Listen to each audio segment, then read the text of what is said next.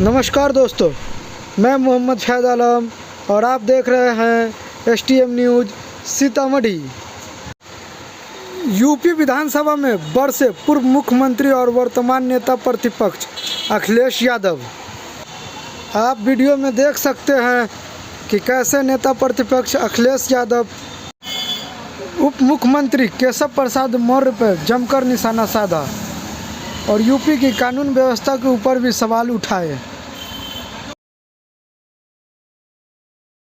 देखिए क्या हुआ, फिर गर्मी निकली, फिर डिप्टी सीएम बन गए।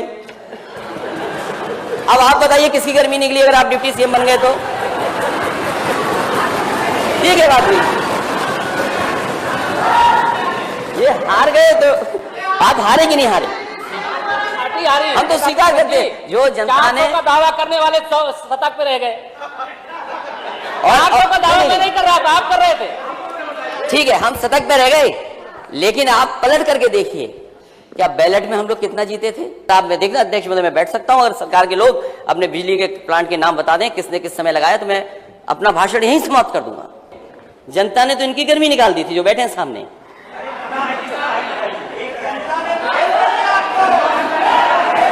नहीं निकली, नहीं देखो, गर्मी गलत शब्द नहीं है, गर्मी गलत शब्द क्यों मानते हो इसको? अरे अब तो खुश रहिए। और देखिए क्या हुआ, फिर गर्मी निकली, फिर डिप्टी सीएम बन गए। अब आप बताइए किसकी गर्मी निकली अगर आप डिप्टी सीएम बन गए तो? ठीक है बात हुई, ये हार गए तो आप हारे कि नहीं हारे? महोदय सब नकार दिया अध्यक्ष महोदय बोले, मैं अभी बोलूंगा आपके। अब तो लगता है थोड़ी गर्मी निकली, अभी गर्मी और निकलनी बाकी है इनकी। पेश कर दोगे आप कुछ भी आग्रह पेश कर दोगे? 21-50 आप कुछ भी आग्रह पेश कर दोगे? नहीं कुछ भी आग्रह पेश कर दोगे आप? इनको कुछ भी आग्रह पेश कर दोगे आप? के आधार पे पेश करेंगे। आप तथ्यों के आधार पेश करना, तथ्यों के आधार मैं टेबल कर दूंगा। मैं अध्यक्ष महोदय मैं जितने आंकड़े में टेबल पे कर दूंगा और टेबल करने से कम माननीय मंत्री तक पहुंच जाएगी बात। मैं आपका दुख समझ रहा हूं कि ना आपने जनरेशन में काम किया, ना आपने ट्रांसमिशन में काम किया, ना आपने डिस्ट्रीब्यूशन में काम किया, और जो बैलेंस शीट खाली हो गई थी वो आज 70,000 करोड़ के घाटे में है। ये रटाया जाता है कि आपको यही बोलना है। आप बीजेपी के मुंह से सुनेंगे तो कहेंगे 4 डिस्ट्रिक्ट में बिजली जाती है बस। बिजली गई थी, सरकार की थोड़ी गर्मी निकल गई और अपनी गर्मी निकालने के लिए कुछ अधिकारी सस्पेंड कर दिए, उनकी गर्मी निकाल दी शायद। गर्मी तो यही मालूम है, energy is neither created not destroyed, it can only be transformed और ट्रांसफर्ड। तो आपने एनर्जी निकाली, गुस्से में आप आते होंगे तो कहीं तो एनर्जी निकालेंगे आप। ये भी समाजवादी सरकार के प्रोजेक्ट थे, ये आपके प्रोजेक्ट नहीं थे नेता सदन। नहीं नेता सदन, ये प्रोजेक्ट आपके नहीं थे। पिता अपने बेटे को लेकर के वॉश बेसिन में सुसु करा रहा है, तो जब उसने मुझे देखा तो घबरा गया कि माफी, गलती होगी हमारी है। अरे रुक जाओ भाई यार, क्या बच्चे नहीं है आपके घर में क्या? जो बात कहने जा रहा हूं वो तो सुन लो कम से कम। नहीं एक मिनट अध्यक्ष महोदय, कुछ काम की बात कह रहा हूं, जो सुझाव दे रहा हूं इस पे। नेता सदन बड़ी मेट्रो का प्रोजेक्ट नहीं ला रहे हैं वहां, वो छोटी मेट्रो का ला रहे हैं। चलो छोटी ही ले आओ। और मैं नेता सदन को याद दिलाना चाहता हूं, जब मैं विधान परिषद में था मैंने क्या कहा था? मैंने यही कहा था, नेता सदन ये मौका आपको अच्छा मिला है, जितना काम करना चाहो कर लो, और अगर आपने 1-2 साल छोड़ दिया तो काम नहीं कर पाओगे। बनारस का मैंने DPR बना दिया था, अब वो बात आपकी इंटरनल लड़ाई है, उसमें मैं कुछ नहीं कर सकता।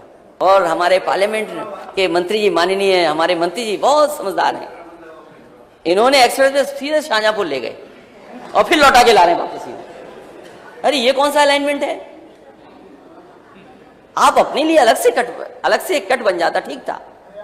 पता नहीं डिजाइन क्यों करवा लिए। अगर एक बात गलत है क्या? एक्सप्रेस वे आ रहा है, ये अपनी तरफ ले गई हूं और फिर वापस आ रहा है, इसलिए अध्यक्ष जी मैं मदद कर रहा हूं इनकी।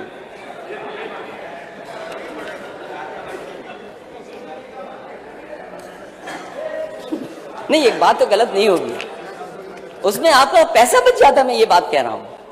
लेकिन हमारे माननीय सदस्य सीनियर हैं, वो नहीं पैसा बचने देंगे क्योंकि वित्त मंत्री हैं। और मुझे लगता है कि अगर वित्त मंत्री आप हैं और वित्त आपके पास है तो बड़ा दिल रखना और खुल करके सबको पैसा देना, हमारे माननीय सदस्यों को भी बहुत पैसा देना उनके क्षेत्र के विकास के लिए। मैं आपका दुख समझ रहा हूँ कि ना आपने जनरेशन में काम किया, ना आपने ट्रांसमिशन में काम किया, ना आपने डिस्ट्रीब्यूशन में काम किया, और जो बैलेंस शीट खाली हो गई थी वो आज 70,000 करोड़ के घाटे में है। इकाना स्टेडियम हमारे नेता सदन का सबसे प्रिय जगह है, वो इकाना स्टेडियम।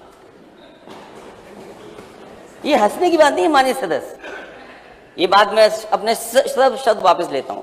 मैं कभी कभी कह देता था कि हमारे नेता सदन टेक्नोलॉजी को नहीं समझते, लेकिन मुझे ये लगता है अध्यक्ष जी आपकी वजह से और आपकी वजह से आज आपके सामने है, तो मैं ये मान के चल रहा हूं कि आप टेक्नोलॉजी को समझते हैं। नहीं, कोई बात नहीं। सरकार तैयार करती है, वही राज्यपाल का अभिभाषण बन जाता है। जो सरकार ने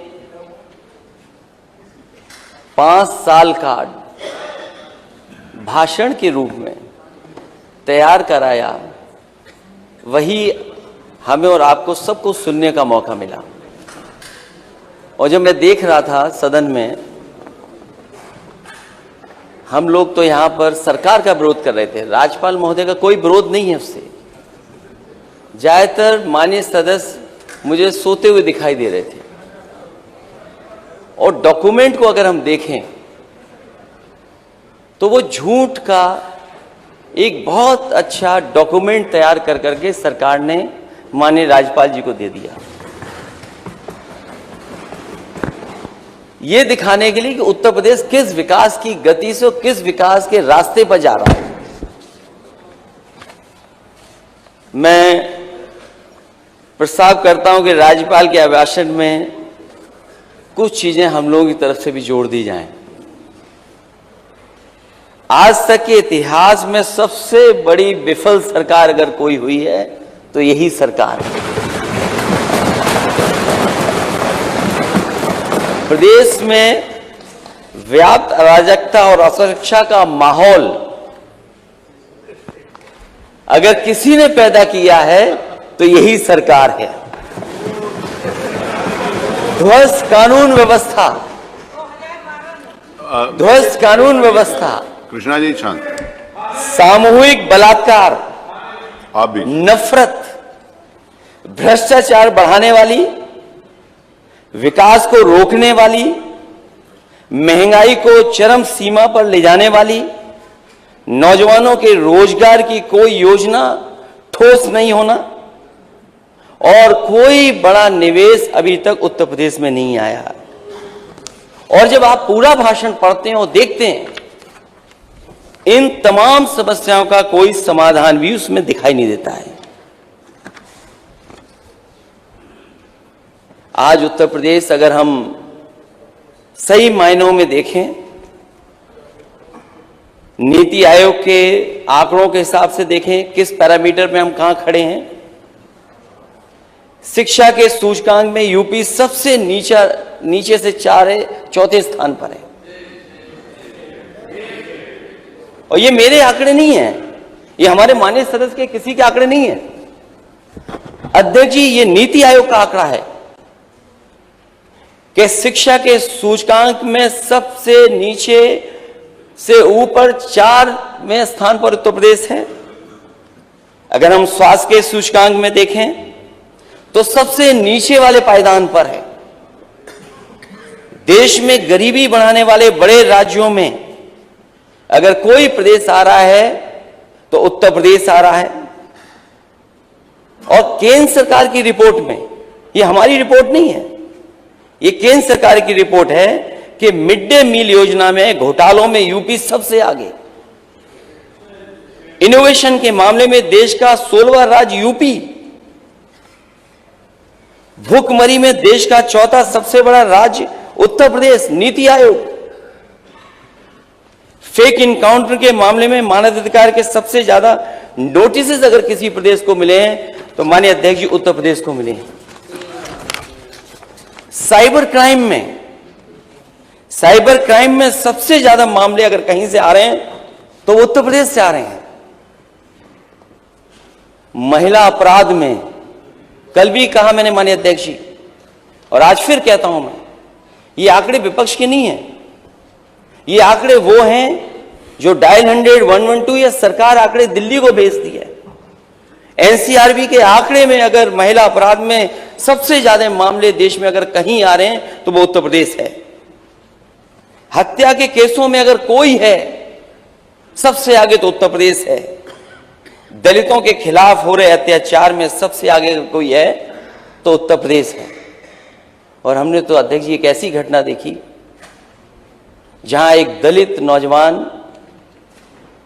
को बुलाया गया, पीटा गया, अपना पैर चटवाया किसी ने, उसका वीडियो चलाया और वीडियो वायरल किया गया, और पुलिस अभी भी हाथ पे हाथ रख करके कोई दोषी लोगों को पकड़ने वाली नहीं, अपराधियों को पकड़ नहीं रही।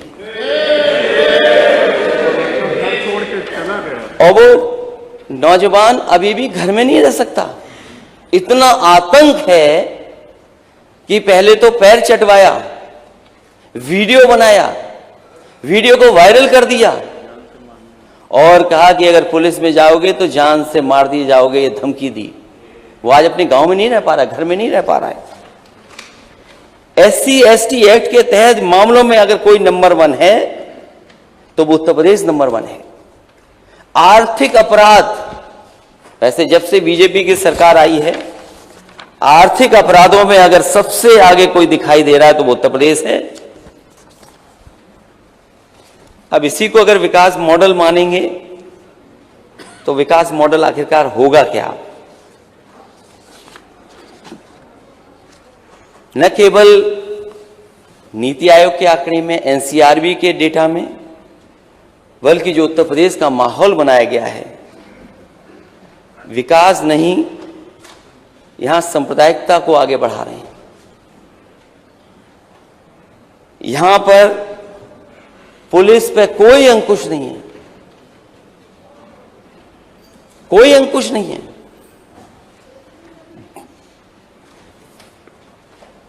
हमारे जनप्रतिनिधियों का दुख इस बार तो अभी समय लगेगा, लेकिन पिछली बार मैंने जनप्रतिनिधियों का दुख देखा था। माननीय अध्यक्ष महोदय, किसी भी मुख्यमंत्री के खिलाफ सदन में इतनी बड़ी संख्या में कोई भी नहीं बैठा होगा।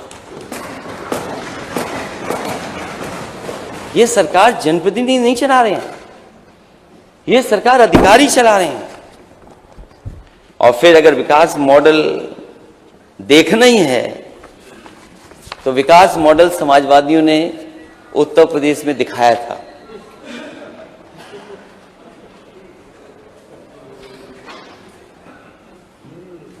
अध्यक्ष महोदय, आप तो चल करके भी देखें, देश का अगर सबसे बेहतरीन कोई इंफ्रास्ट्रक्चर का प्रोजेक्ट, सड़क का प्रोजेक्ट अगर बनाया है तो समाजवादियों ने बनाया, आगरा से लखनऊ एक्सप्रेस। और मुझे खुशी है इस बात की, अध्यक्ष जी, उद्घाटन हुआ, हम लोगों का नाम नहीं लिखा गया उसमें, लेकिन मुझे खुशी इस बात की है कि हमारे माननीय अध्यक्ष जी का नाम 2 जगह लिखा हुआ है। आगरा लखनऊ एक्सप्रेस वे, जो हमारी सरकार की प्रमुख योजनाएं, जो आज भी जिनका एप्रिसिएशन है, आज भी मैं देखता हूं जो भी कोई उस पर सड़क पे चलता है, अगर वो पहली बार चलता है तो मुझे ट्विटर पे टैग कर करके निकलता है, कहता है कि ऐसी सड़कें मैंने नहीं देखी जो देश में, जो आपने बना करके खड़ी कर दी। लखनऊ मेट्रो समाजवादियों ने बनाई, लेकिन उद्घाटन दूसरी सरकार को करने का मौका मिल गया। और ऐसा उद्घाटन किया कि 5 साल से जिस स्टेशन तक वो ट्रेन जाती है उसी स्टेशन से वापस ट्रेन आ जाती है।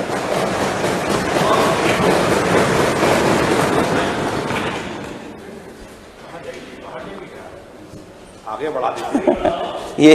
ये माननीय सदस्य लगता मेट्रो के बारे में जानते नहीं है। डायल 100 अध्यक्ष महोदय, ये डायल 100 और मुझे याद है जिस समय डायल 100 में बना रहा था, उस समय जो जानकारी हासिल हो रही थी, मैंने देखा कि किसी थाने में गाड़ी के चलाने के लिए डीजल पेट्रोल नहीं था, जो बजट मिला करता था वो पर्याप्त नहीं था, पुलिस के पास गाड़ियां नहीं थी, पुलिस अपराधियों को कैसे पकड़े, गुंडों को कैसे पकड़े, जो कानून व्यवस्था को खराब करते हैं वो कैसे उनको पकड़ा जाए। और आप पीछे मुड़ करके देखिए, अध्यक्ष महोदय और मैं नेता सदन से कहूंगा, अभी तक शायद डायल 100 नहीं देखा, और मैं तो कहूंगा कि नेता सदन अपने सभी माननीय सदस्यों को लेकर के जाएं और देख करके आएं, और कम से कम उसमें देखें कि क्या पुरानी सरकार करके गई है। अगर कोई कमी आपको दिखाई दे तो आप उस कमी को ठीक करिए, लेकिन कमी ठीक नहीं की गई, डायल 100 बर्बाद हो गया। और जिस समय बनाया गया था, मुझे याद है यहां पर कोई ऐसा रिस्पांस सिस्टम नहीं था कि जो पुलिस को मिल जाए रिस्पांस सिस्टम। उस समय के वरिष्ठ अधिकारी जो टेक्नोलॉजी को समझते थे, और देश के सबसे जानकार प्रोफेसर वेंकट, मैंने उनको बुलाया और सलाहकार बनाया, और उनसे मैंने कहा जानकारी हासिल करिए। और जानकारी हासिल करने के लिए न केवल वो देश अपने उत्तर प्रदेश में गए, जगह जगह पर थाने में गए, कप्तान के ऑफिस में गए, छोटे से लेकर के बड़े अधिकारियों से बातचीत की।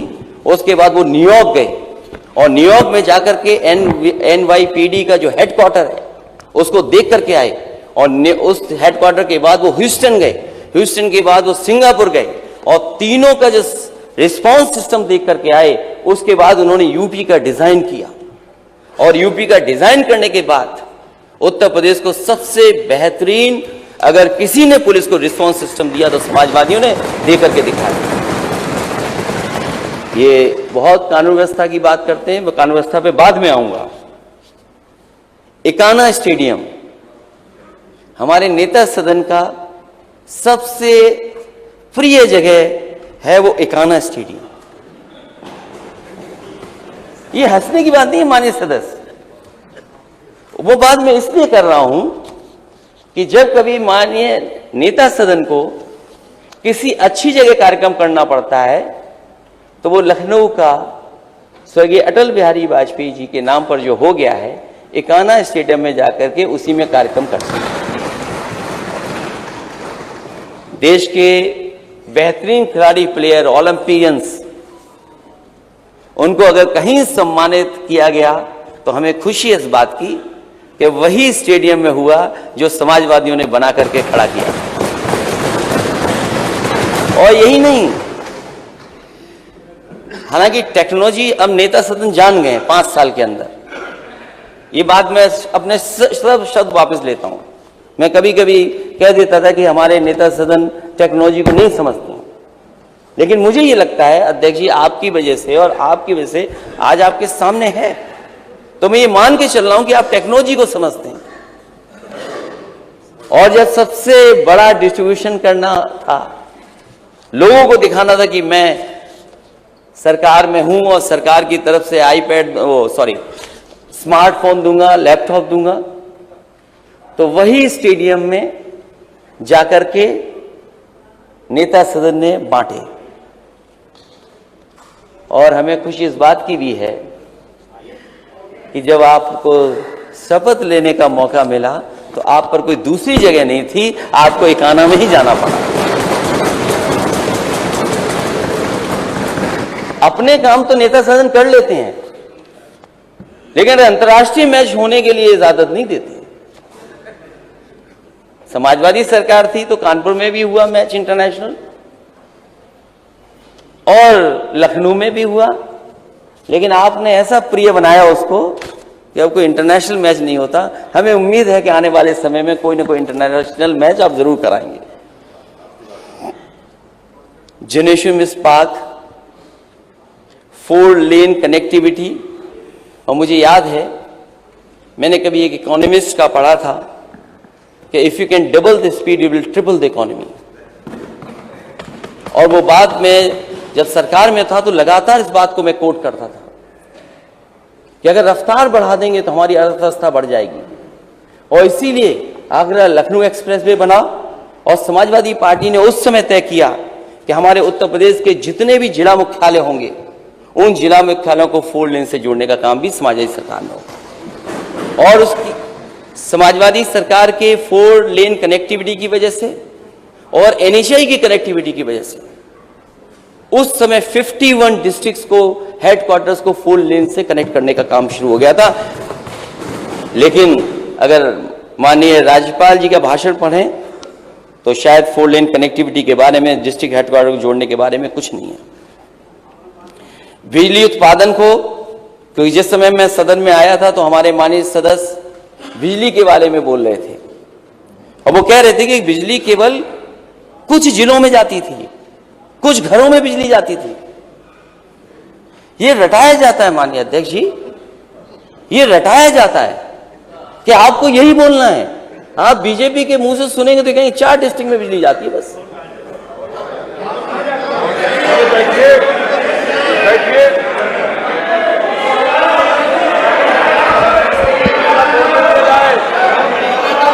नहीं, कोई बात नहीं।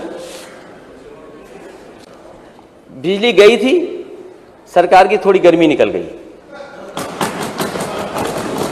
और अपनी गर्मी निकालने के लिए कुछ अधिकारी सस्पेंड कर दिए, उनकी गर्मी निकाल दी शायद। गर्मी को यही मानूं मैं,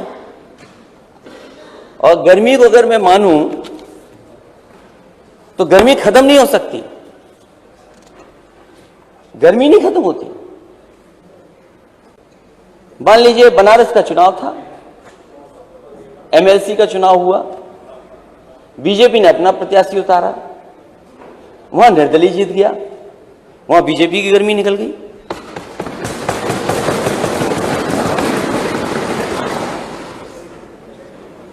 तो अगर मैं गर्मी मान लूं, एनर्जी साइंस का बहुत अच्छा कॉन्सेप्ट है। Energy is neither created not destroyed, it can only be transformed और ट्रांसफर्ड। तो आपने एनर्जी निकाली, गुस्से में आप आते होंगे तो कहीं तो एनर्जी निकालेंगे आप। जहां तक बिजली उत्पादन का है सवाल, मैं माननीय सदस्य कहूंगा जब जवाब दें तो वो बताएं अपने 5 साल में कौन सा बिजली का एक कारखाना लगाया, ये बताएं। मैं on the floor of house कह रहा हूं अध्यक्ष महोदय, मैं सरकार से कहना चाहता हूं, पूछना चाहता हूं कि 5 साल पहले और आपके 5 साल में उत्तर प्रदेश को कितनी बिजली बढ़ाई है। अगर बिजली पर पीछे मुड़ करके देखेंगे तो हमें तो एक एक बिजली का प्लांट याद है कहां पर लगवाया है, शायद सरकार के लोग नहीं बता पाएंगे। और अगर आप में देखना अध्यक्ष महोदय, मैं बैठ सकता हूं, अगर सरकार के लोग अपने बिजली के प्लांट के नाम बता दें किसने किस समय लगाया, तो मैं अपना भाषण यहीं समाप्त कर दूंगा। और अगर बिजली ठीक थी इनकी, अगर इनकी बिजली ठीक थी तो इन्हें बिजली मंत्री क्यों हटाने पड़ गए। और मैं यूं कहूं कि इनकी गर्मी निकाल दी इन्होंने। भाई मंत्री हटने से ही गर्मी निकली, ये खराब शब्द नहीं है, अब अच्छा शब्द हो गया। ये शब्द कौन इस्तेमाल कर रहा है, वहीं से एनर्जी पता लग रही है। उत्तर प्रदेश में जिस समय सरकार में मैं आया, हालांकि पुरानी बहुजन समाज पार्टी सरकार के समय MOU था ललितपुर के पावर प्लांट का, उस समय सबसे बड़ी किल्लत थी बिजली की। इसी हाउस में हम लोगों ने प्रस्ताव पास कर करके उसको आगे बढ़ाया। वो 3x660 super critical thermal plant बन रहा है। अभी तो मुझे पता नहीं, एक यूनिट बनकर के तैयार है, दूसरी यूनिट कब बनी होगी, सरकार ने बनाई कि नहीं बनाई। आपके हरदोगंज का प्लांट अगर किसी ने दिया है, माननीय मुख्यमंत्री जी वहां गए थे नेता सदन, शायद उनको बताया गया होगा कि पुरानी सरकार की योजना थी, पुरानी सरकार ने ये खड़ा किया बनाकर। NTPC के बहुत सारे पावर प्लांट बंद पड़े थे, जिन पर बहुत सारे लैंड एक्विजिशन को लेकर के बहुत सारे इश्यूज थे। समाजवादी सरकार बनी, अध्यक्ष महोदय टांडा का बिजली का प्लांट NTPC का क्लियर अगर किसी ने कराया था तो वो समाजवादी सरकार थी, जिसकी वजह से वहां पर 660 सुपर क्रिटिकल थर्मल प्लांट लग करके तैयार हो गया। और अगर जानना चाहें तो और भी बता सकता हूं मैं। 108, 102 एम्बुलेंस। अध्यक्ष महोदय, कल खबर आ रही है कि एम्बुलेंस में आग लग गई और एक मरीज था, कौन था, एक उसमें जान चली गई उसकी। ये मेंटेनेंस है सरकार का। अगर 108 में, 102 में जो हमारी इमरजेंसी सर्विस है, उसकी हालत क्या कर दी। उनके 9000 ड्राइवर हैं जो कोरोना के समय पर काम कर रहे थे। उन्होंने अपनी परवाह नहीं की, अपने परिवार की परवाह नहीं की। उन्होंने परवाह की अगर किसी की, तो वो उत्तर प्रदेश की जनता की। वो 108 रोके नहीं, लेकिन आज पता लगा कि सब ड्राइवर हटा दिए गए हैं। पता लगा है कि रात में चलती नहीं एम्बुलेंस। मैं ये सरकार से जानना चाहता हूं कि कम से कम 5 साल में आपने एम्बुलेंस कितनी बढ़ाई। Cancer hospital, cancer research institute, Lucknow में बेहतरीन कैंसर रिसर्च इंस्टीट्यूट बना है, और वो ऐसा इंस्टीट्यूट था कि अगर बंद करके चालू हो जाता, तैयार हो जाता और चालू कर देती सरकार, तो हमारे उत्तर प्रदेश के गरीबों को बंबई, गरीबों को दिल्ली नहीं जाना पड़ता, यहीं पर इलाज हो जाता। उसमें बेहतरीन से बेहतरीन मशीनें हैं, अच्छे से अच्छा इंफ्रास्ट्रक्चर क्रिएट किया। लेकिन सरकार का पता नहीं क्या किया सरकार ने। कैंसर हॉस्पिटल वैसा का वैसा ही है। प्राइवेट में इन्वेस्टमेंट के लिए मेदांता अस्पताल आया, नोएडा, ग्रेटर नोएडा में मेट्रो आई, समाजवादी पेंशन बड़े पैमाने पे महिलाओं को देते थे। 45 लाख से 50 लाख तक लेकर के गए। मुझे नहीं पता है माननीय अध्यक्ष महोदय, सरकार ने अगर कहीं लैपटॉप डिस्ट्रीब्यूशन किया भी होगा, लेकिन उत्तर प्रदेश में समाजवादी सरकार ने वर्ल्ड क्लास बच्चों को पढ़ने के लिए लैपटॉप देने का भी काम किया। कामधेनु डेयरी योजना चलाई, लेकिन इस सरकार ने उस पर भी ध्यान नहीं दिया, वो भी लगभग बंद हो गई हैं। पूर्वांचल एक्सप्रेसवे और कानपुर मेट्रो, जिसका श्रेय भाजपा सरकार ले रही है, ये भी समाजवादी सरकार के प्रोजेक्ट थे। ये आपके प्रोजेक्ट नहीं थे नेता सदन, नहीं नेता सदन, ये प्रोजेक्ट आपके नहीं थे। ये समाजवादी सरकार के दिए हुए, और पूर्वांचल का इसलिए दिया था, हमारे माननीय सदस्य यहाँ बैठे होंगे पूर्वांचल एक्सप्रेस वे के आसपास और उस इलाके से जुड़ने वाले लोग, और हमारे साथ मंत्री भी थे, कुछ लोग मंत्री भी थे। उन्हें याद होगा, बजट दिया गया, अलाइनमेंट दिया गया, डिजाइन किया गया, और इसी विधानसभा के सामने उसका शिलान्यास हुआ। लैंड एक्विजिशन हो गई और किसानों से करार हो गया, सहमति बन गई कि जमीन देने के लिए तैयार थे किसान। और मुझे खुशी है इस बात की, हम समाजवादियों को इस बात की खुशी है कि जहां कहीं भी लैंड एक्विजिशन के लिए गए होंगे समाजवादी लोग, एक भी किसान आंदोलन नहीं किया होगा, एक भी किसान धरने पे नहीं बैठा, क्योंकि हमारा जो लैंड एक्विजिशन कराने का तरीका था वो किसानों की मदद करके था, और सर्किल रेट बढ़ा करके उनको मुआवजा देने का काम अगर किसी ने किया तो समाजवादियों ने ऐतिहासिक एक्सप्रेसवे के लिए लैंड एक्विजिशन करा करके दिखाया। अगर पूर्वांचल एक्सप्रेसवे समाजवादियों का नहीं था तो किसका था? आप और बना देते ऐसा एक्सप्रेसवे जहां पे हवाई जहाज उतर जाते। अगर समाजवादियों ने न बनाया होता तो शायद देश के प्रधानमंत्री सड़क पर नहीं उतर पाते। अगर वो डिजाइन किसी की थी, वो समाजवादियों की डिजाइन थी।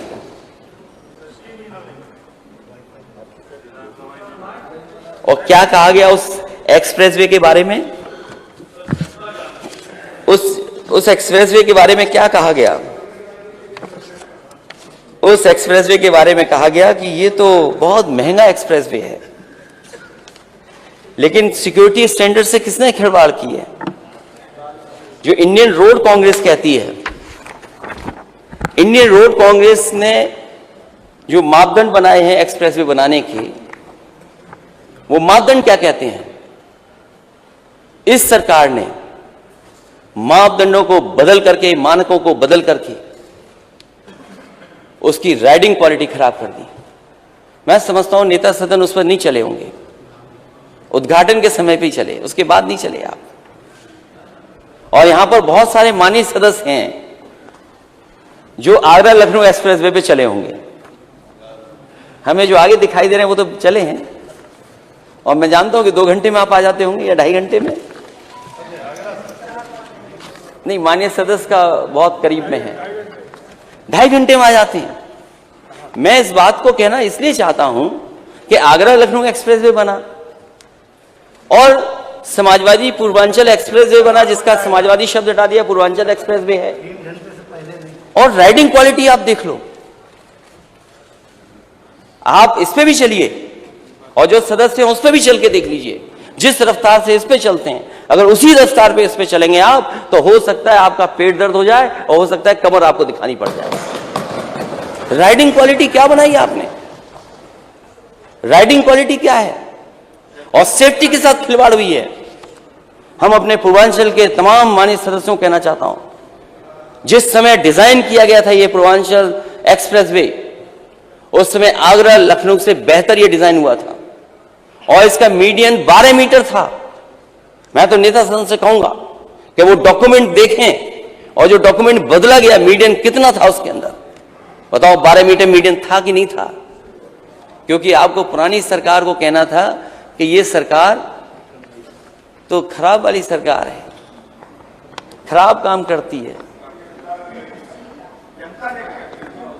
देखो, वो जनता वाली बात मत करो, इसलिए मत करो, इसलिए मत करो, इसलिए मत करो, इसलिए मत करो, इसलिए मत करो। एक मिनट, वो मैं कहने जा रहा हूं ना, कहने जा रहा हूं। मैं कहना, अध्यक्ष महोदय, जनता ने तो इनकी गर्मी निकाल दी थी जो बैठे हैं सामने।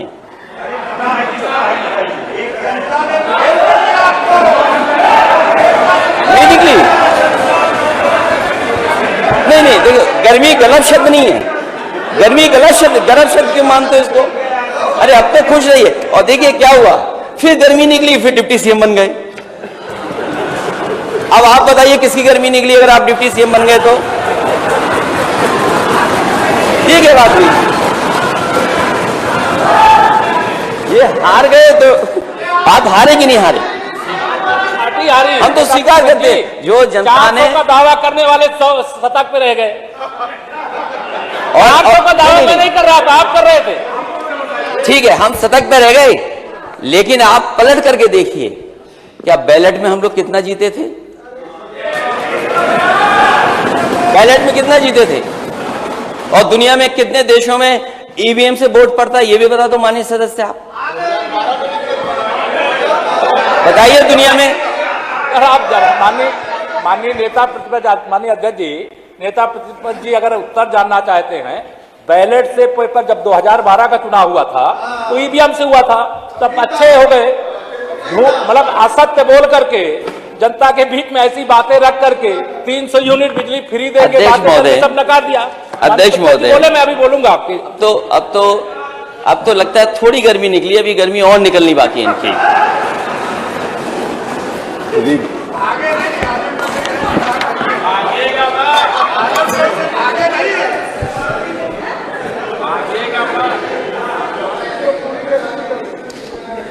समाजवादी पूर्वांचल एक्सप्रेस में बलिया को जोड़ना था। बलिया कब जुड़ेगा? अध्यक्ष महोदय, एक और डिप्टी सीएम भाग गया था। अभी तो बहुत बातें हैं, अभी बहुत सी चीजें रखी हैं। अध्यक्ष महोदय, जो पूर्वांचल एक्सप्रेस वे बनना था, बलिया अभी तक नहीं जोड़ा गया। और जिस गांव तक, आखिरी गांव तक समाजवादी सरकार में लैंड एक्विजिशन हुआ था, उससे आगे लैंड एक्विजिशन नहीं हुआ। और हमारे माननीय सदस्य जानते होंगे कि जिस गांव में आखिरी पूर्वांचल एक्सप्रेस जुड़ता है,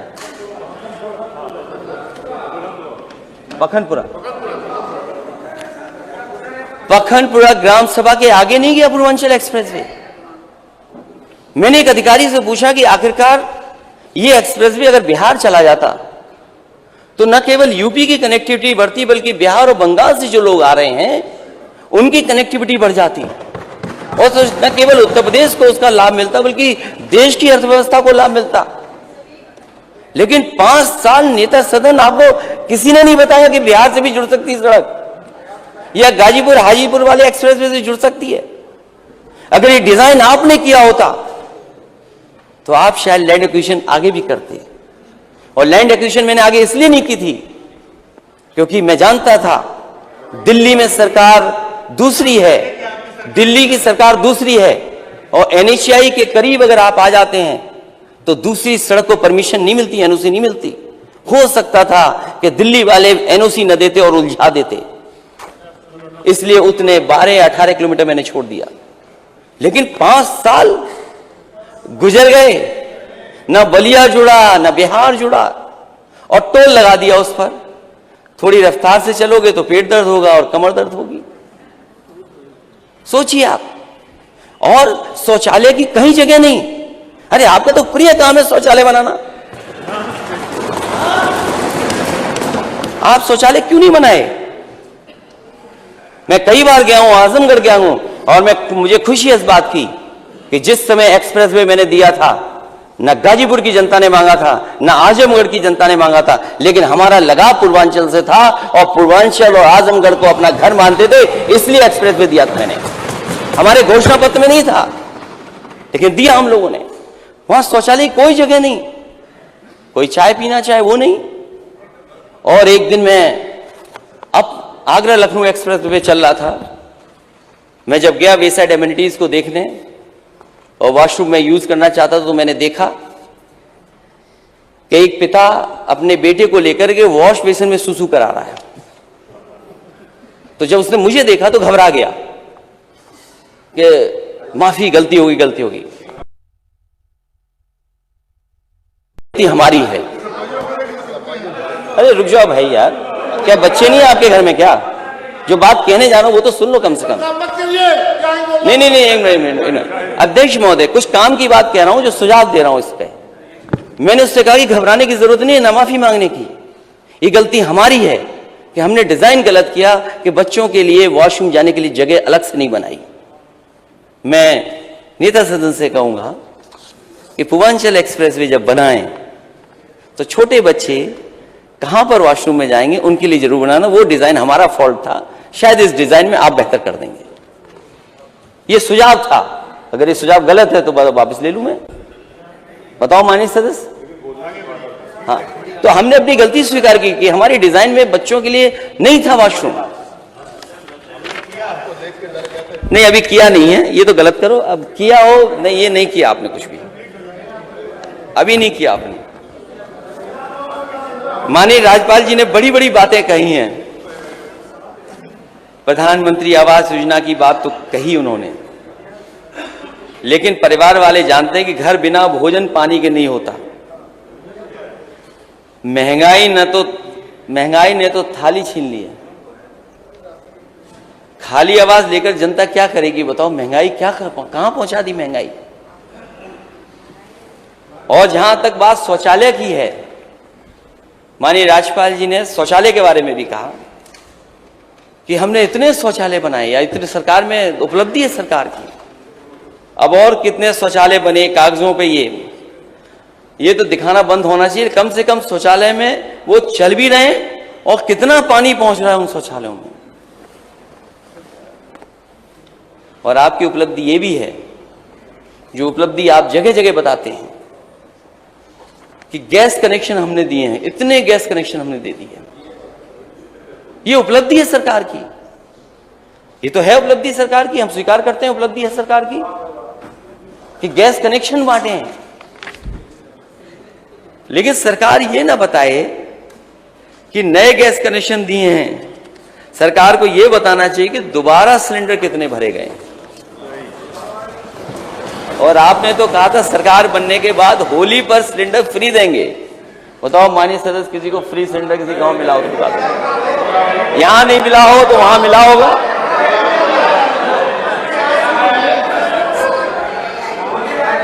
केवल उन्हीं लोगों के लिए था जिन लोगों को उज्ज्वला गैस में कनेक्शन मिला। ये योजना वही है माननीय मंत्री। देखिए माननीय मंत्री ठीक है, कहा गया माननीय मंत्री जी, आप भी कोई और दूसरे कनेक्शन नहीं बताते हो, आप केवल उज्ज्वला वाले कनेक्शन बताते हो।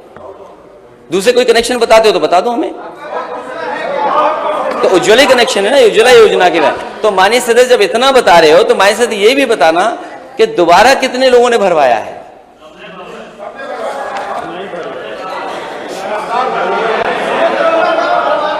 और ये भी बता दें कि पिछले महीनों में कितनी बार सिलेंडरों के दाम बढ़े हैं, ये भी बता दें माननीय मंत्री जी।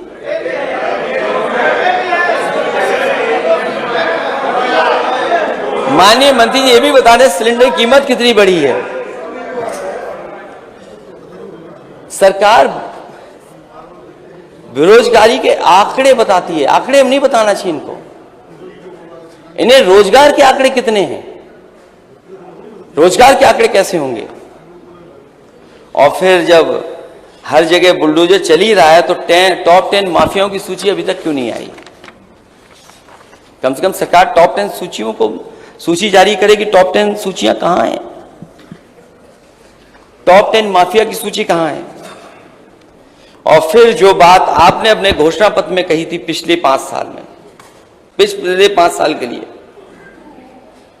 1 साल में सभी खाली पुलिस पदों को भरा जाएगा, गन्ना किसानों का 15 दिन में भुगतान किया जाएगा। बताओ हमारे किसान भाइयों का गन्ना भुगतान कितना बकाया है।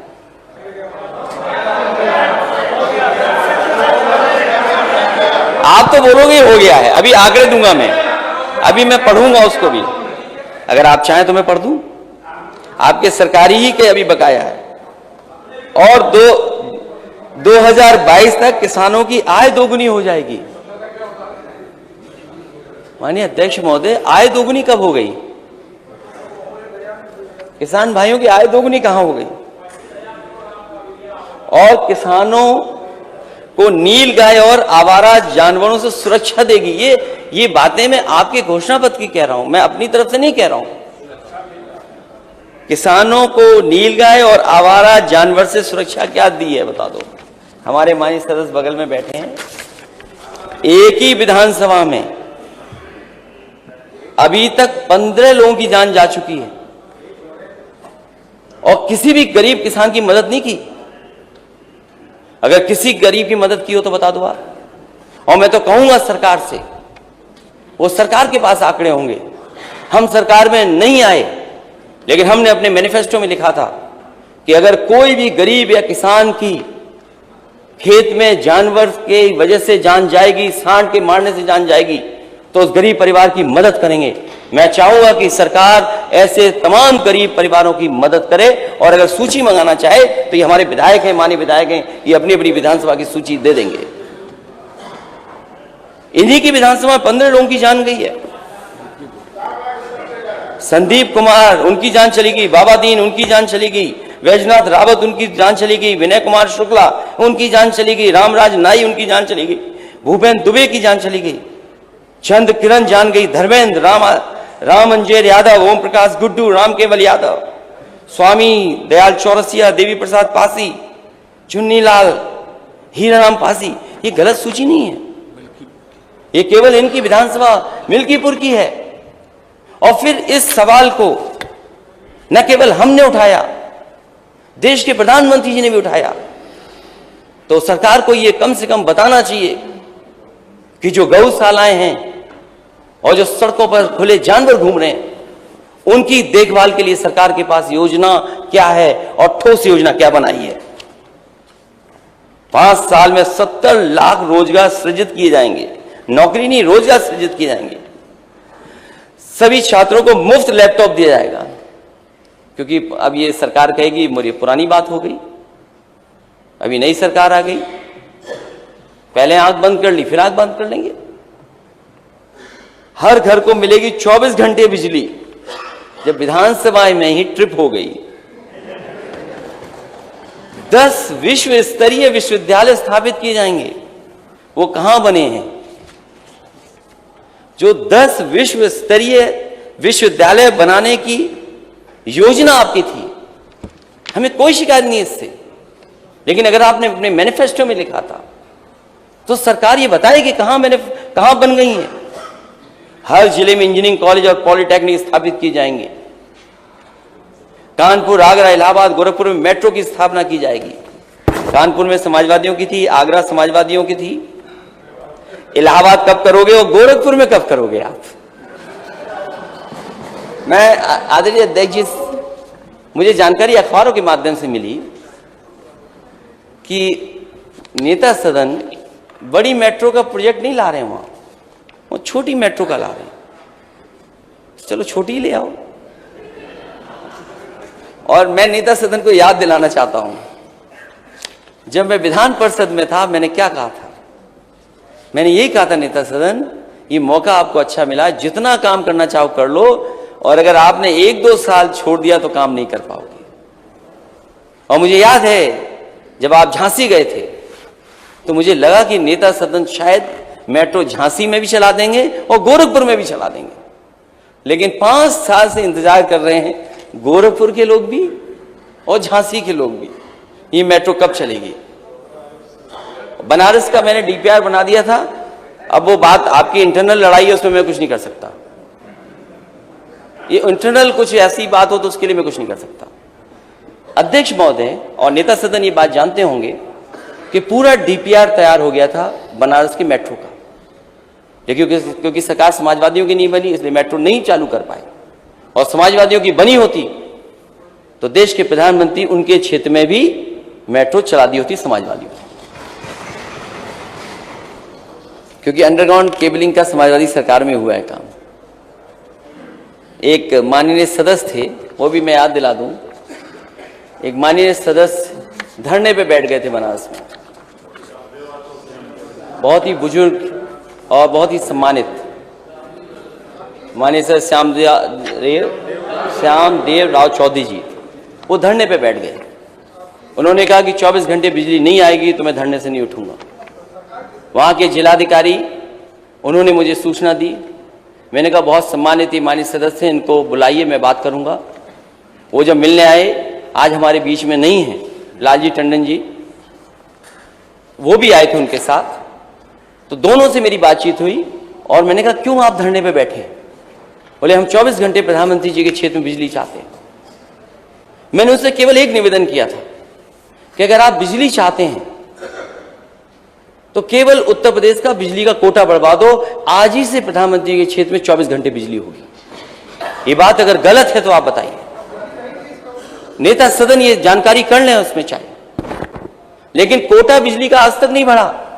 और मैं तो नेता सदन को सुझाव दूंगा, ये जो गंगा एक्सप्रेसवे बना रहे हैं, जब सरकार यूपी से बनती है दिल्ली की, तो दिल्ली वाले आपके साथ भेदभाव क्यों कर रहे हैं?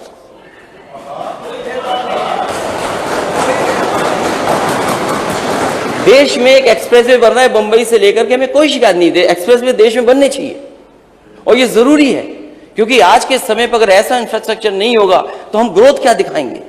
अगर हमें ग्रोथ चाहिए, नौजवानों को नौकरी चाहिए, तो शायद हमें वैसे इंफ्रास्ट्रक्चर चाहिए होगा। तो मुंबई से लेकर के बहुत बड़ा एक्सप्रेसवे बन रहा है, दिल्ली मुंबई एक्सप्रेसवे, उसके लिए तो दिल्ली पैसा दे रहा है, ये मैं मदद कर रहा हूं। आप भी गंगा एक्सप्रेसवे के लिए दिल्ली से पैसा लीजिए, क्यों नहीं लेते हैं आप? अगर 1 लाख करोड़ रुपया वहां मिल सकता है तो 50,000 करोड़ क्या उत्तर प्रदेश की जनता के लिए नहीं मिल सकता क्या? और हम तो कहेंगे आपसे कि दूरी मत काटो उसकी, उससे और शहर जोड़ दो। और हमारे पार्लियामेंट के मंत्री जी, माननीय हमारे मंत्री जी बहुत समझदार हैं, इन्होंने एक्सप्रेसवे सीधे शाहजहांपुर ले गए और फिर लौटा के ला रहे हैं वापस। अरे ये कौन सा अलाइनमेंट है? आप अपने लिए अलग से एक कट बन जाता, ठीक था, पता नहीं डिजाइन क्यों करवा लिए। अगर एक बात गलत है क्या? एक्सप्रेसवे आ रहा है, ये अपनी तरफ ले गई हूं और फिर वापस आ रहा है, इसलिए अध्यक्ष जी मैं मदद कर रहा हूं इनकी।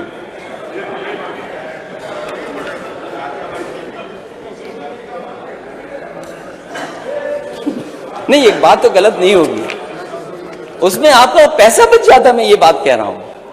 लेकिन हमारे माननीय सदस्य सीनियर हैं, वो नहीं पैसा बचने देंगे, क्योंकि वित्त मंत्री हैं। और मुझे लगता है कि अगर वित्त मंत्री आप हैं और वित्त आपके पास है तो बड़ा दिल रखना और खुल करके सबको पैसा देना, हमारे माननीय सदस्यों को भी बहुत पैसा देना उनके क्षेत्र के विकास के लिए।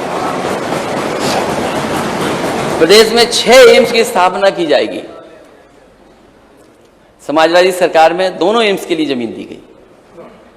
अरे ये बात सही है, नेता सदन क्यों नहीं समझाते इनको?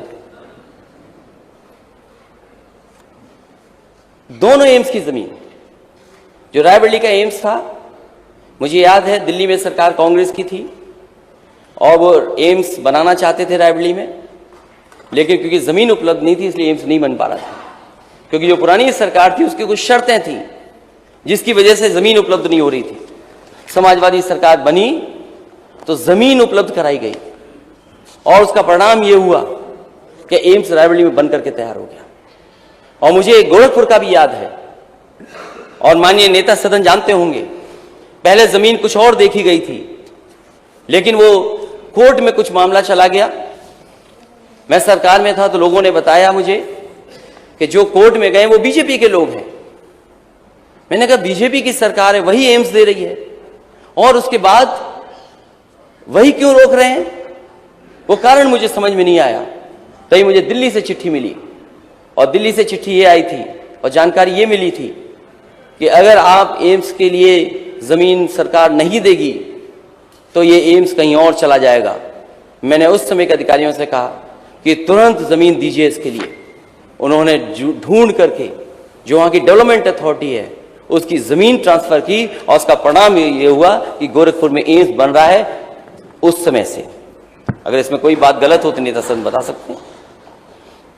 तो एम्स 2 बना दिए, वो भी समाजवादियों ने जमीन दी। नेता सदन बताएं कि 6 एम्स कब बनेंगे, ये बता दो आप, और कहां बन रहे हैं ये भी बता दो।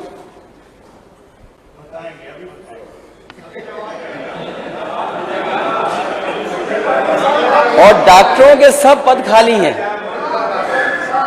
नहीं वो बताएंगे, इसलिए ये गलत बात नहीं है, बताएंगे। वो जानते हैं कि सच क्या है, क्योंकि सच बता दिया गया, पोल खुल गई है कि समाजवादियों ने जमीन दी थी दोनों की, तो इसलिए वो बता रहे हैं कि बताएंगे। तो अच्छी बात है, बताएंगे। तो हम तो चाहते हैं कि 6 एम्स बने यूपी में, ये कोई गलत बात थोड़ी है। और जो जीडीपी रही है वो उसके बारे में क्या इन्वेस्टमेंट आया आपकी सरकार में, मैं जीडीपी के बारे में कह दूं एक बार, जो आंकड़े बताते हैं आपकी सरकार में समाजवादियों की सरकार से भी नीचे एक जीडीपी है। अब वो बहाना कोरोना का भी लिया जा सकता है कि 2 साल कोरोना था, लेकिन कोरोना के साल को हटा दें हम, उसके बाद भी ऑन रिकॉर्ड जो आरबीआई का डेटा है उसमें समाजवादियों की सरकार के जो जीडीपी था, ग्रोथ रेट, उसका मुकाबला नहीं कर सकती है सरकार। आरबीआई के अनुसार वित्तीय वर्ष 2018 से वित्तीय वर्ष 2020 के दौरान यूपी की प्रति व्यक्ति आय केवल 2.99% बढ़ी थी। यह इसी अवधि के दौरान राष्ट्रीय औसत 4.6% से बहुत कम है, और वित्तीय वर्ष 2013 से वित्तीय वर्ष 2017 के बीच समाजवादी पार्टी सरकार के दौरान दर्ज की गई 5% विकास दर से भी बहुत कम है। इसलिए मैं कहना चाहता हूं, वो आंकड़ों में भी आप मुकाबला नहीं कर सकते। मैं ये भी जोड़ना चाहता हूं,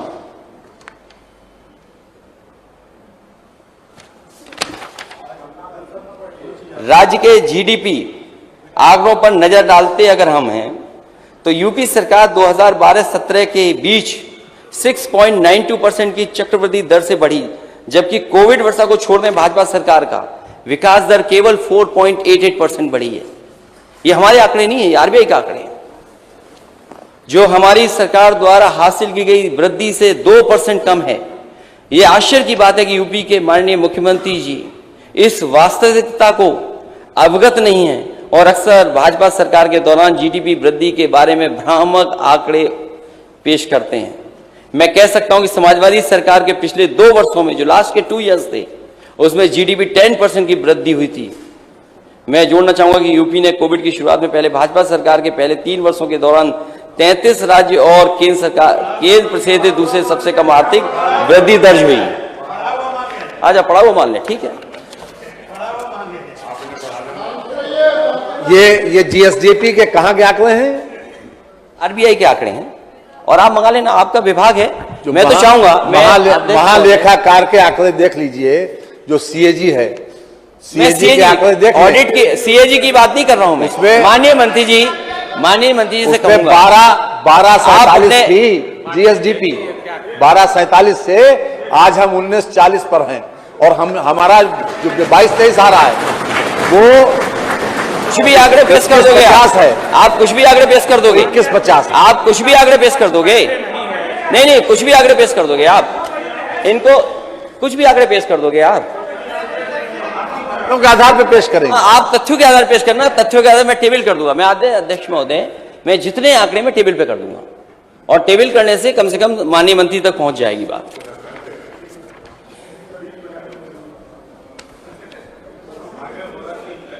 और इन्वेस्टमेंट कितना आया है माननीय मंत्री जी?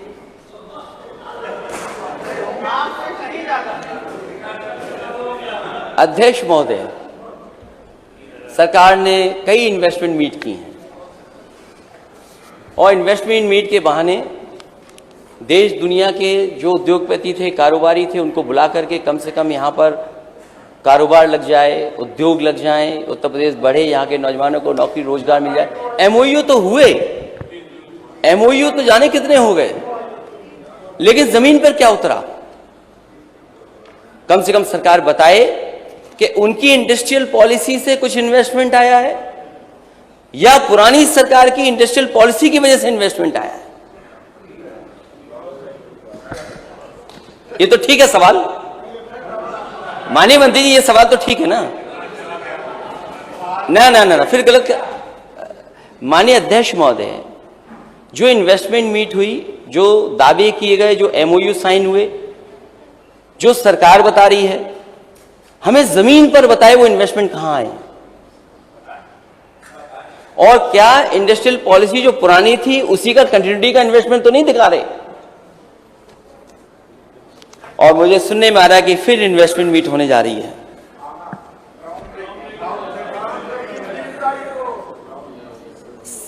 मैं बिजली के बारे में जानकारी दे दूं, बिजली की एक भी यूनिट पैदा नहीं की भारतीय जनता पार्टी की सरकार ने 5 साल में, पिछले में। और इस क्षेत्र में सारा काम समाजवादी सरकार में 2012-2017 के बीच में, और कुछ इंस्टॉल्ड कैपेसिटी दोगुनी की गई, 780 मेगावाट, 7,800 लगभग मेगावाट की जनरेशन थी, उसको 15,000 मेगावाट करने का काम अगर किसी ने किया है तो समाजवादी सरकार ने किया है। और जहां 56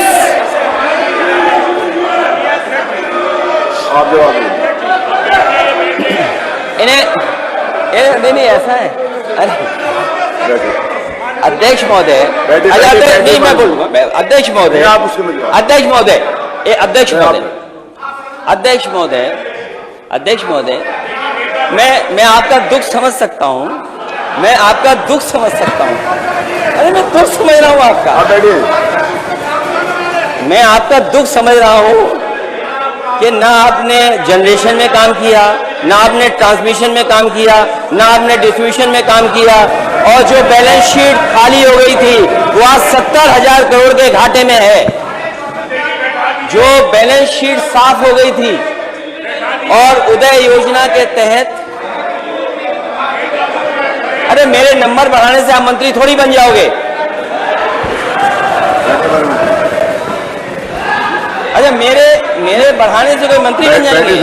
उसका जवाब आएगा, उसका जवाब दिया जाएगा, समय से जवाब दीजिए, आप जवाब दीजिएगा, आप जवाब दे दीजिएगा, आपका जब आपको बुलाएंगे आप जवाब देंगे। मैंने बता दिया, मैंने बोल दिया जिस समय जवाब दे देंगे। श्रीकांत जी आप जवाब दीजिए, बैठे। और न केवल अध्यक्ष महोदय, 7,800 मेगावाट की कैपेसिटी से दुगना कर दिया, 15,000 मेगावाट उत्पादन बढ़ा। राज्य उत्पादन स्टेशनों में क्षमता वृद्धि द्वारा रिकॉर्ड उत्पादन किया गया था, और जो मई 2012 प्रतिदिन 56 मिलियन यूनिट को बढ़ा करके 2016 में प्रतिदिन 100 मिलियन यूनिट उत्पन्न कराने का काम भी समाजवादी सरकार में हुआ। और अनपारा डी 2 इंटू 500 मेगावाट, परीक्षा 2 इंटू 250 मेगावाट, हरदोगंज अगर किसी ने बनाए हैं तो समाजवादी सरकार में बनकर के तैयार हुए हैं। और रोजा का भी माननीय मंत्री जानते होंगे, रोजा भी नेताजी के समय पे बना था।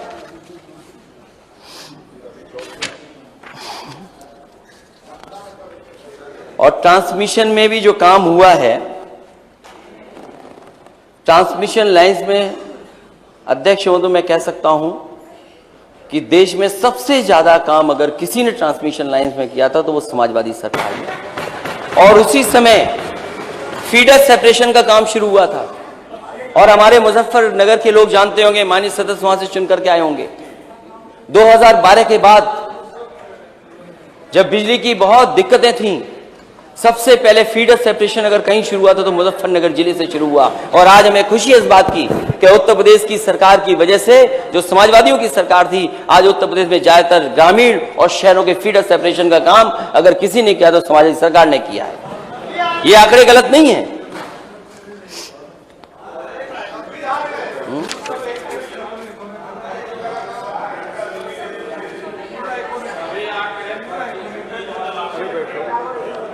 अध्यक्ष महोदय,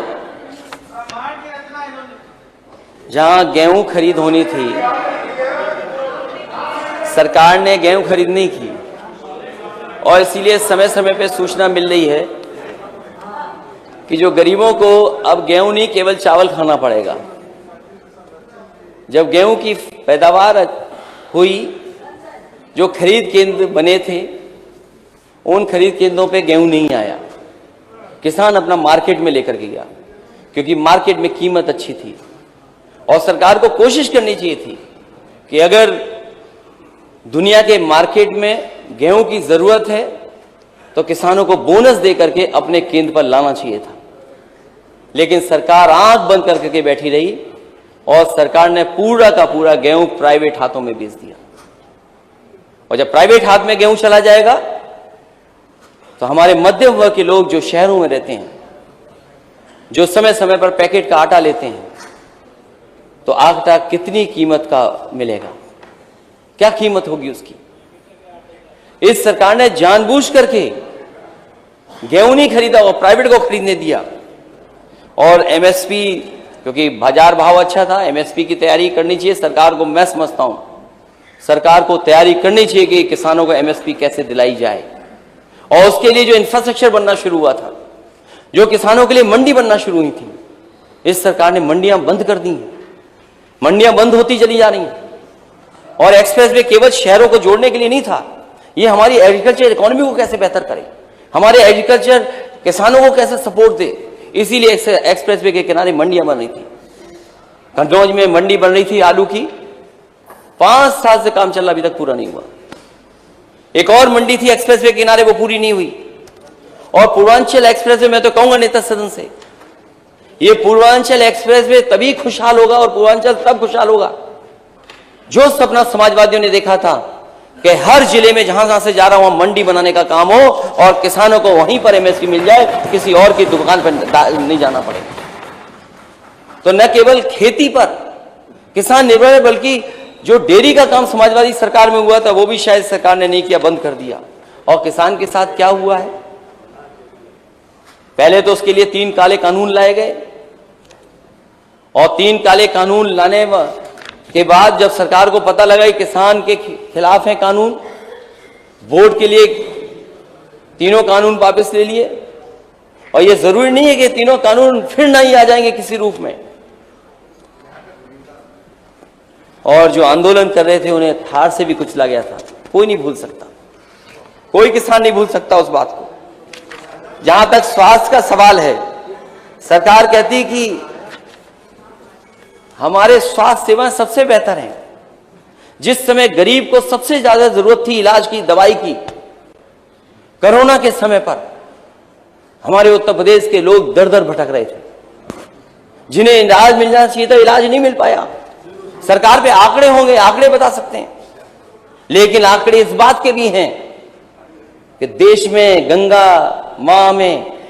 गंगा नदी में इतनी लाशें कहीं नहीं बही होंगी जितनी इस भारतीय जनता पार्टी की सरकार में और कोरोना के समय बही थी। वो अब आंकड़े बताने पड़ेंगे, वो तस्वीरें कौन भूल जाएगा। और जिस समय दाह संस्कार हो रहा था, यही सरकार थी जो दाह संस्कार न देख ले कोई, 3 शेड लगा दो इसी लखनऊ शहर में, इसी लखनऊ शहर में रोका गया। कोरोना के आंकड़े जो हैं, कोई सरकार है वो छिपाती है और सरकार ने आंकड़े छिपाने का काम किया। और जब WHO की रिपोर्ट आई, WHO ने कहा कि इतने लोगों की जान चली गई। अगर देश में इतने लोगों की जान गई है तो अगर सबसे ज्यादा जान कहीं गई होगी तो उत्तर प्रदेश में कोरोना के समय पे जान गई होगी। उस समय मिसमैनेजमेंट देखा उस समय, क्योंकि उस समय सबसे ज्यादा गरीब को जरूरत थी।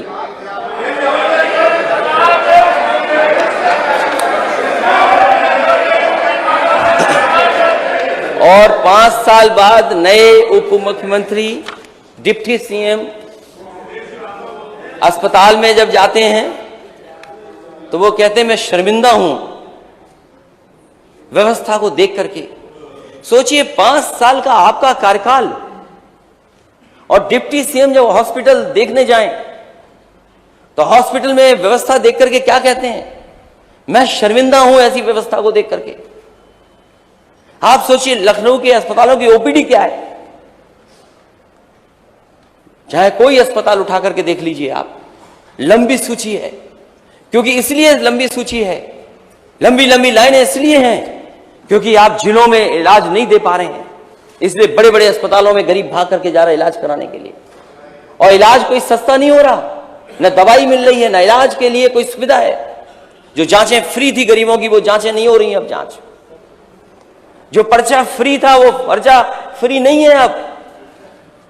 और सरकार दावा करती है कि हम इतने मेडिकल कॉलेज बना रहे हैं।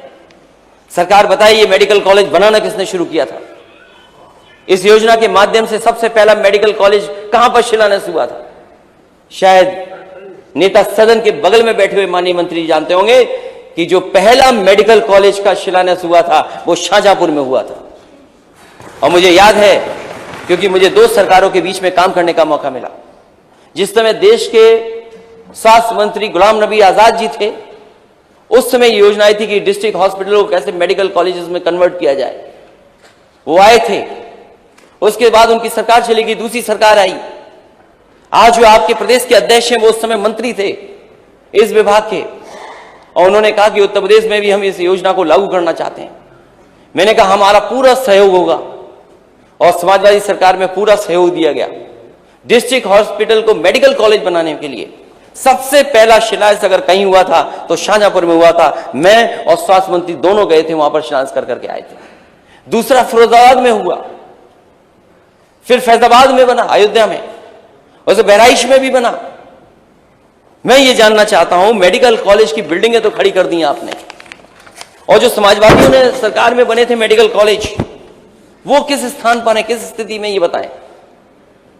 जो समाजवादी सरकार में मेडिकल कॉलेज बने थे उनमें भी पर्याप्त इंफ्रास्ट्रक्चर नहीं है। जो प्रोफेसर्स होने चाहिए, डॉक्टर्स होने चाहिए, जो टेक्निकल स्टाफ होना चाहिए, वो नहीं उपलब्ध करा पा रही है सरकार। वो केवल आधुनिक ढांचे तैयार कर दिए हैं सरकार ने, वो अस्पताल नहीं है।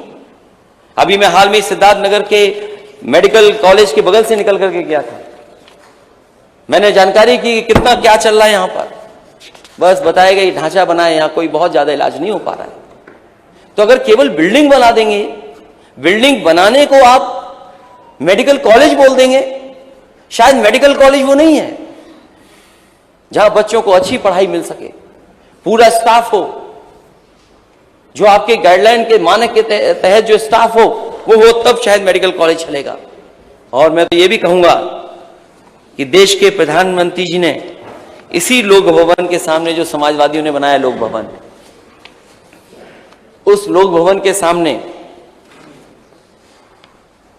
पूर्व प्रधानमंत्री अटल बिहारी वाजपेयी जी के नाम पर एक यूनिवर्सिटी बनाने का फैसला हुआ था, शिलान्यास हुआ था। मैं नेता सदन से जानना चाहता हूं वो कहां पर है। जिस तरीके से इकाना आपके काम आ रहा है समय समय पर आपके कार्यक्रमों के लिए, उसी तरीके से लोहिया इंस्टीट्यूट का 9th फ्लोर काम आ रहा है पूर्व प्रधानमंत्री अटल बिहारी वाजपेयी जी की यूनिवर्सिटी चलाने में। मतलब 5 साल में आपने नहीं बनाया।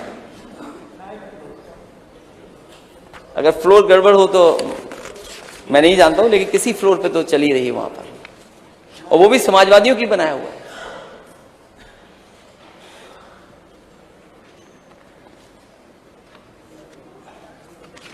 ये सरकार सबका साथ, सबका विकास और सबका विश्वास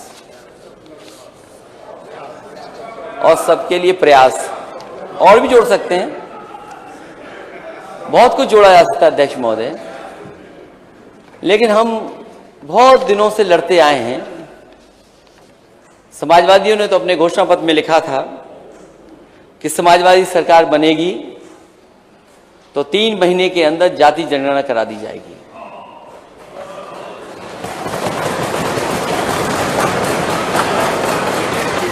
नेता सदन हम पे बहुत आरोप लगते हैं, जाने किस किस तरह के आरोप लगाए जाते हैं कि हम जातिवादी हैं, हम एक ही समाज के बारे में सोचते हैं।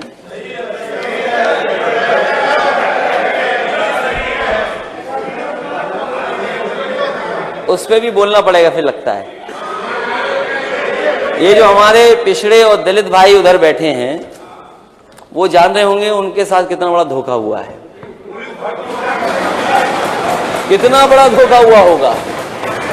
इसलिए अध्यक्ष महोदय हम जाति करना चाहता हूं। और जब सरकार बड़े बड़े डेटा सेंटर बना रही है, सरकार जब डेटा सेंटर बना रही है, बड़े बड़े डेटा सेंटर बनाना चाहती है सरकार, उसके लिए इन्वेस्टमेंट आ रहा है, तो कम से कम जाति जनगणना तो हो। हमें आपको सबको पता होना चाहिए हम कितने आबादी में हैं। पहले माननीय ओम प्रकाश राजभर जी, आप चाहते नहीं चाहते जाति जनगणना?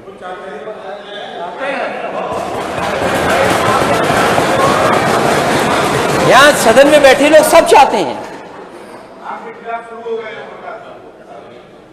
वो हमारा उनका है मसला।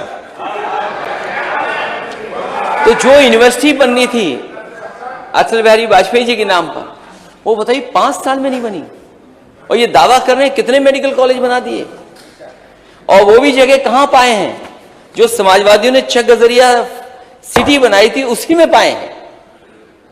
आप नई जगह नहीं ढूंढ पाए।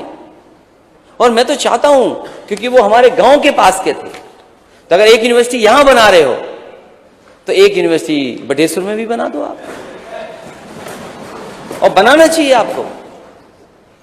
क्योंकि अगर उनका सम्मान करना है तो केवल स्टेडियम का नाम बदलने से सम्मान नहीं होगा। एक अगर लखनऊ में आप यूनिवर्सिटी बना रहे हैं तो एक बटेश्वर में भी आप यूनिवर्सिटी बना देंगे तो बड़ा सम्मान होगा उनका। इसलिए अध्यक्ष महोदय, मैं ये वाली देखिए, वो वाली देखिए, वो थोड़ा गड़बड़ है। अच्छा, मतलब एक बार रुक के दोबारा चालू। अच्छा, मैं तो अध्यक्ष महोदय मेरी गलती हुई, मैं कागज देख करके इसी को टाइम देख रहा था। नहीं, इसको नहीं। मैं चाहता था कि 45 मिनट बोलूं, लेकिन अभी तो 1 घंटा हो गया। अच्छा, तो माननीय अध्यक्ष महोदय, 1 घंटा हो गया, 1 घंटा हुआ। मैं चाहूंगा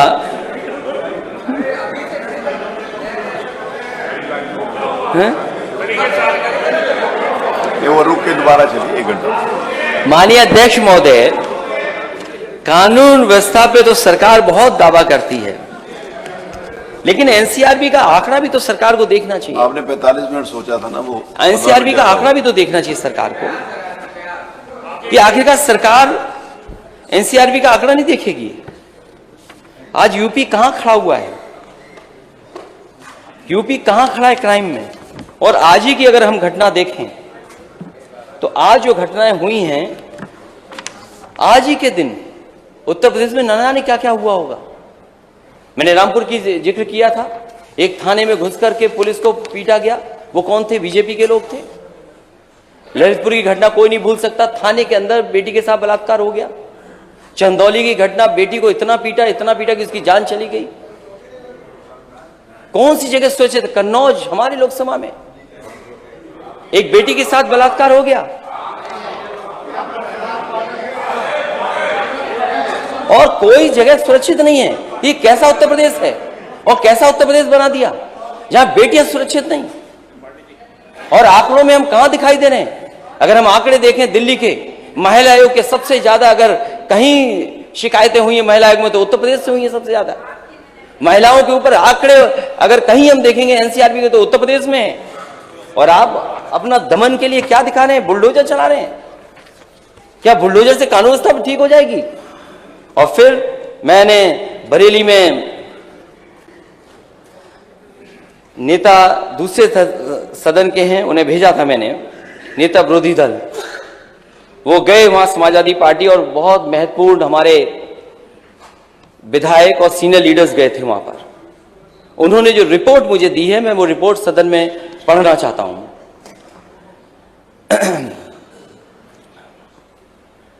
10 बजे ये प्रतिनिधिमंडल पहुंचा, शहर के गणमान्य लोगों से मिला और उन्होंने अवगत कराया कि समाजवादी पार्टी के विधायक सहजुल इस्लाम के पेट्रोल पंप को विपक्ष में दहशत फैलाने व डराने के इरादे से गिराया गया है। क्योंकि सहजुल इस्लाम जी पेट्रोल पंप चलाने के लिए सरकारी सभी प्रकार की एनओसी हासिल करके सरकारी कंपनी का पेट्रोल पंप चलाया था। इसके साथ ही 10 लाख रुपए अग्रिम जमा करके बरेली विकास प्राधिकरण से नक्शा आदि पास कराने के बार बार अनुरोध किया गया था, परंतु अनुरोध के बाद भी बरेली विकास प्राधिकरण द्वारा नक्शा आदि पास नहीं किया गया और कहा गया कि बरेली के सभी पेट्रोल पंप ऐसे ही चल रहे हैं, आप भी चलाइए, बाद में नक्शा पास कर दिया जाएगा। लेकिन फिर भी विधायक सिराजुल इस्लाम द्वारा पेट्रोल पंप पर कोई भी कंक्रीट का निर्माण नहीं किया गया था और न ही कोई दीवार व लिंटर बनाया गया था। कार्यालय आदि व सब टेम्परेरी था।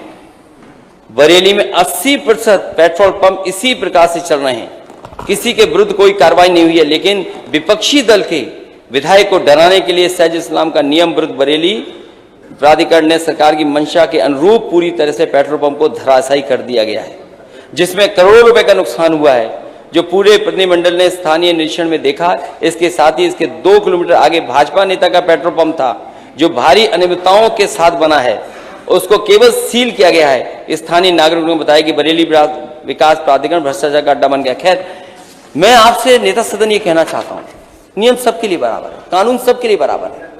अगर कोई गलत करता है कानून के अंदर कार्रवाई होनी चाहिए, लेकिन ये तरीका नहीं होना चाहिए नेता सदन। और हमने तो बहुत करीब से देखा है, हमारी पार्टी के वरिष्ठ नेता मोहम्मद आजम खान साहब, कितने मुकदमे उन पे लगे। शायद पॉलिटिकल कैरियर में अध्यक्ष महोदय,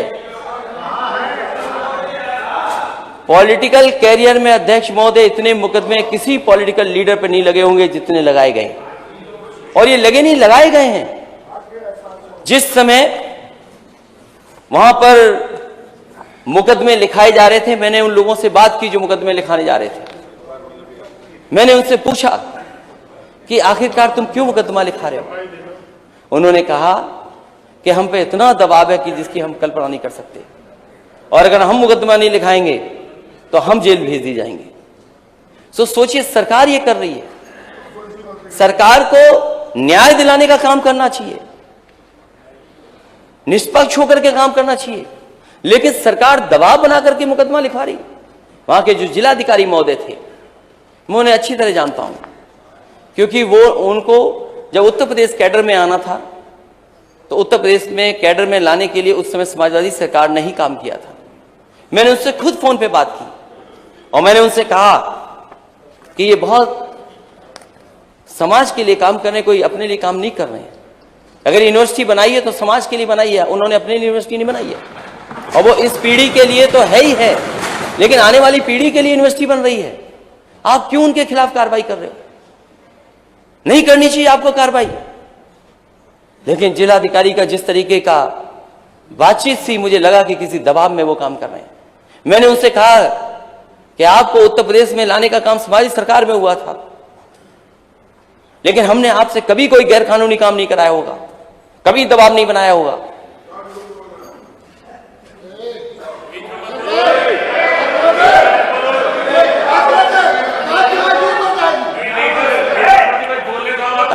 मेरे वो बोल माननीय नेता। और उन पे एक मुकदमा नहीं लगा यूनिवर्सिटी का। और कैसे मुकदमे लगे? किताब चोरी के, जानवर चोरी के, ये सब। खैर अभी न्यायालय से हमें मदद मिली है, अध्यक्ष महोदय, हमें न्यायालय से मदद मिली है और हमें उम्मीद है न्यायालय पे हमारे नेता के साथ न्याय होगा। हमें न्यायालय पे भरोसा है इस बात का, और न्यायालय पे भरोसा न होता तो आज वो बाहर होते। न्यायालय ने हमारी नेता को न्याय दिया और मुझे उम्मीद है पूरा न्याय मिलेगा उनको। लेकिन उससे पहले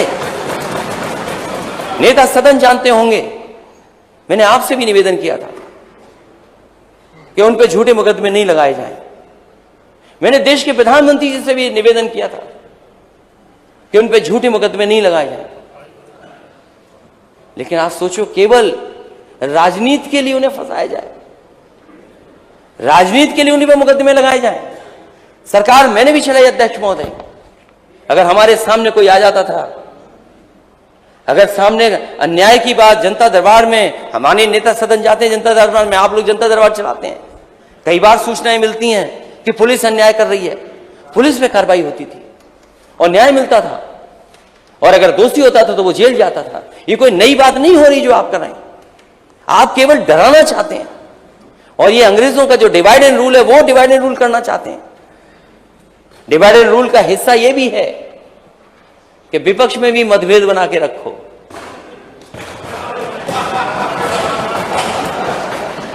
केवल जाति और धर्म का डिवाइड एंड रूल नहीं है,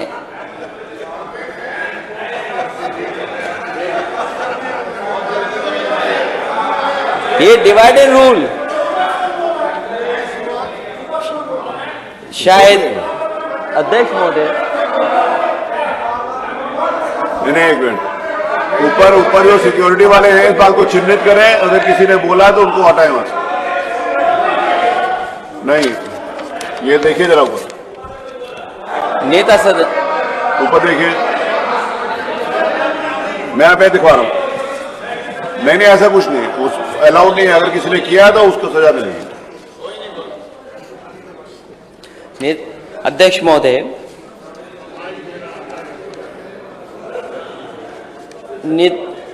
आदरणीय अध्यक्ष महोदय, केवल इसलिए मुकदमे उन पर हैं कि उन्होंने यूनिवर्सिटी बनाई है, और यूनिवर्सिटी बनाना कोई गलत नहीं काम है। और अगर सरकारी जमीनें देखनी हो तो उत्तर प्रदेश में मैं चाहता हूं कि नेता सदन जिनने भी सरकारी जमीनें कब्जा की उनकी सबकी खाली कराइए। क्यों नहीं खाली कराते हैं आप? और फिर यह भी देखा जाएगा कि कितनी खाली हो गई हैं, और जहां बुलडोजर चलता है लोगों का नुकसान होता है। लेकिन हमारे नेता सदन अच्छे हैं कि जहां उनके यहां जेसीबी चली और बुलडोजर चला, उन्होंने मुआवजा ले लिया। कम से कम गरीबों को भी मुआवजा मिलना चाहिए, और उस बुलंदशहर के परिवार को भी मिलना चाहिए। वो पत्नी चिल्ला रही थी कि मेरा पति अंदर सो रहा है, कम से कम उसको उठा लेने दो, लेकिन अधिकारियों ने कुछ सुनवाई नहीं की और उसके ऊपर ही बुलडोजर चला दिया। सुनने में आया कि उसकी जान चली गई। बताओ कौन दोषी है? नेता सदन। अगर इस तरह काम होगा तो बताओ हम किस दिशा में उत्तर प्रदेश को ले जा रहे हैं? अगर कानून व्यवस्था पे सवाल खड़े होंगे तो आपका इन्वेस्टमेंट नहीं आएगा, और अगर आप कानून को सरकार की मंशा से लोगों को परेशान करने के लिए कानून इस्तेमाल करेंगे तो शायद इन्वेस्टमेंट नहीं आएगा। जो बड़ी बड़ी बात कर रहे हैं कानून व्यवस्था को लेकर के, नेता सदन जानते होंगे आईपीएस कभी फरार नहीं रहा किसी सरकार में। एक आईपीएस फरार है, पुलिस ढूंढ ही नहीं पा रही आईपीएस को। इसलिए अध्यक्ष महोदय, मैं आपका धन्यवाद देना चाहता हूं कि इस सरकार ने जो माननीय राज्यपाल महोदय के माध्यम से जो अभिभाषण दिलाया गया, जो डॉक्यूमेंट दिया गया है, उसमें कोई उत्तर प्रदेश को बढ़ती हुई तस्वीर नहीं दिखाई दे रही। इसलिए हम इस मौके पर उस प्रस्ताव के में हमारी जो चीजें दी गई हैं उनको भी शामिल किया, जो कहा गया उनको भी शामिल किया जाए। बहुत बहुत धन्यवाद। माननीय श्री केशव प्रसाद मौर्य।